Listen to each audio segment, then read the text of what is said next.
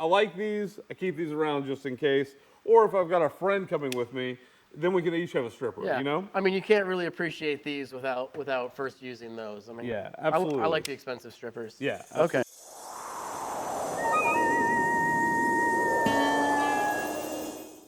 Big time, guys. You know we like pre-packaged kit bags for our tools. You saw our layout bag and you said, what other pre-packaged kit bags do you guys have?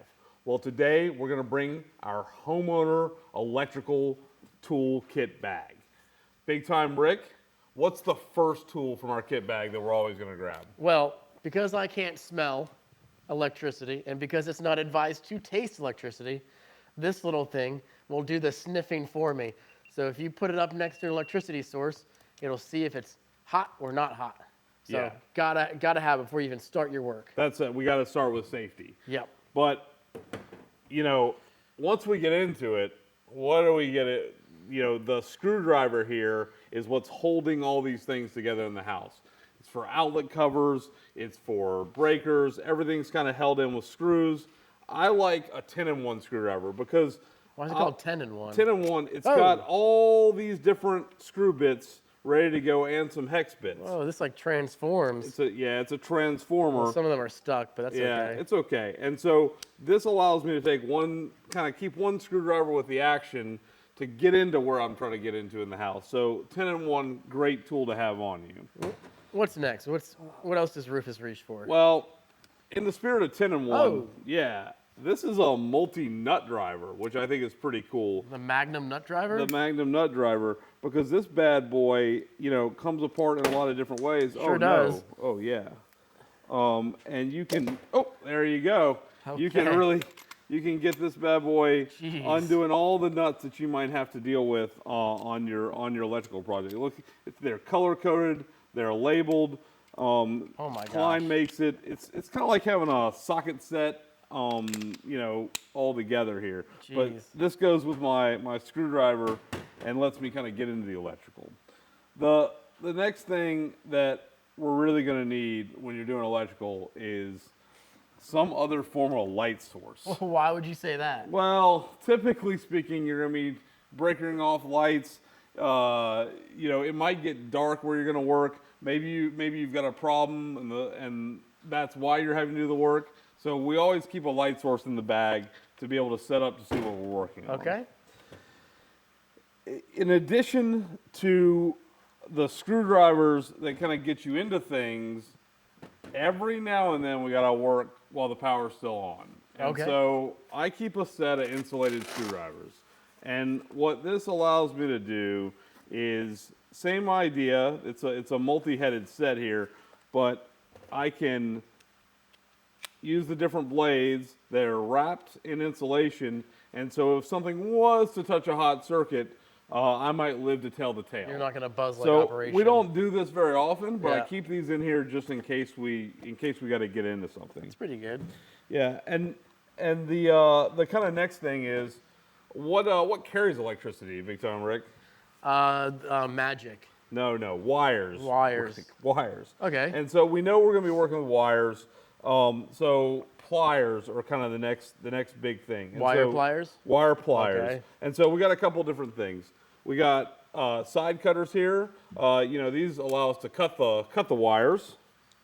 And then, Big Time Rick, I think one of your favorite things, we got to man. strip that insulation. Yeah. So we got some strippers. Yeah. Are these expensive ones? Are they pretty economy, Well, budget friendly? these are expensive strippers. I like these. And these are a little bit more cheap strippers.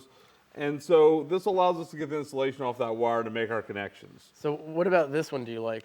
Well, it's automatic. And so, I've never heard of that before, an automatic stripper. yeah, it's pretty cool. Wow. So you can put the wire in, you can set a depth, and one squeeze, that wire's coming up here. This is a little more of a manual process. You gotta kind of put it and pull it, but you know, I like these. I keep these around just in case. Or if I've got a friend coming with me, then we can each have a stripper, Yeah. you know? I mean, you can't really appreciate these without first using those. I mean, Yeah, absolutely. I like the expensive strippers. Yeah, Okay. absolutely. In the spirit of pliers, you know, I like to keep around some needle nose Sure. because I got, who knows what I'm going to drop in there. I got a bend, and then I keep around some channel locks. just in case we get into some more industrial stuff or we gotta, electricians aren't big on wrenches, I've noticed. Yeah. If it doesn't fit in a pair of channel locks, Yeah. they don't really know how to do it. So Do you chew on your pliers? no, but the bag sits near where the dog stays, so we do sometimes get a little chewing on the Okay, pliers. that's all but good. I'm just wondering if that spent a lot of time in your mouth. no, not at all. The last pair of pliers like things that we have is we have some crimpers, and so these guys allow me to kind of crimp ring terminals, anything like that I might get into. No. These crimp ring terminals. Well, I guess you could, but these guys, maybe not as much for home stuff, but if I got to go out in the garage, work on the car, we're putting that that CB radio in so we can talk to those truckers down the road. These guys, all right. trucker. This those is my are secret adorable. tool. Those are This is my adorable. secret tool. These are my nippers. And so these are my little eensy beensy side cutters that I can kind of get in there. And you know what I use these the most often to cut? Toenails. Yes, but also zip ties. Zip ties, yeah. small wires. This has got an angle set. I got straight sets. I can't go anywhere with electrical tools without having a set of those on there. Yeah, I could really get my nails looking good with these. Yeah, for sure. And so we've got our screwing tools, we got our stripping tools, Yeah, we do. and we got our pliers, cutting, crimping tools. And the next thing in my homeowner electrical bag is, you've always got to keep some kind of razor knife. Always. Some of these cables have, if you get a Romex and you don't have a Romex stripper, this will make do.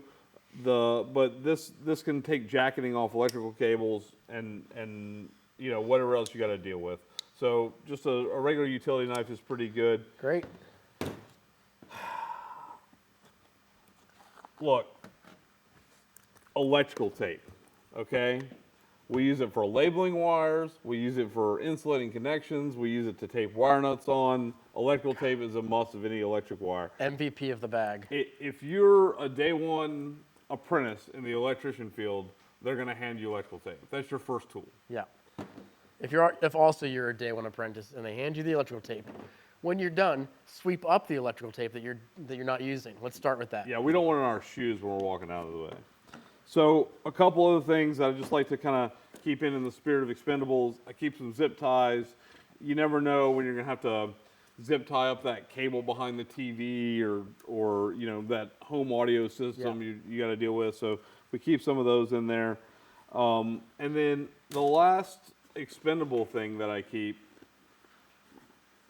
some wire nuts or these snap Wago blocks. So the wire nuts twist two wires together, we make a connection. These little Wago block guys, you stick the wires in here and they're lever locked. So the levers snap down and then all of a sudden you've got an electrical connection. So these are kind of like newfangled. These are old school. I just keep a couple in the bag for whatever I've got going on. Yeah, these come in sizes from 2 to 6 to 8. Yeah, you put a lot of wires in some of those things. So you got to be careful about that. Two kind of specialty tools I keep in the bag. I do keep a voltmeter in the bag.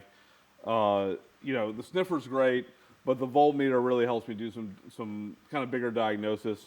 Not in the bag. I've also got a Fox and Hound. Fox and what? Yeah, Fox and Hound. What does that do? It helps me search for electrical circuits. You have a Fox and a Hound? Yeah, I got a Fox and a Hound. How do they fit in the bag? Yeah, they don't fit in the bag. That's the whole thing.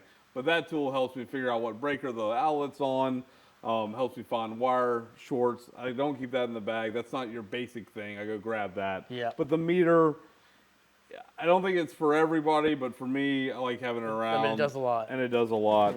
And then the other thing that I find that's really handy to have when you're working on home electrical is a small fish tape. For fishing? Well, you could fish with it if you baited it correctly. But what this does is it allows you to run a steel tape, and you know how like you can't push rope? Right. Well, you can push this through a hole and then tape a wire on and pull it back. And so I find with a lot of times if I'm running a new outlet or I'm kind of jumping between things, this is really handy to have. And so this is kind of my everyday electrical. I'm in the house, something's happened, I need to go work on something, I need to install a new ceiling fan, or I need to, put in a new outlet. This is kind of the everyday electrical bag. I think it's a great start. I think these are my favorite. But I know YouTube. What are we missing? What should we include in our everyday electrical bag? Let us know in the comments. Like and subscribe.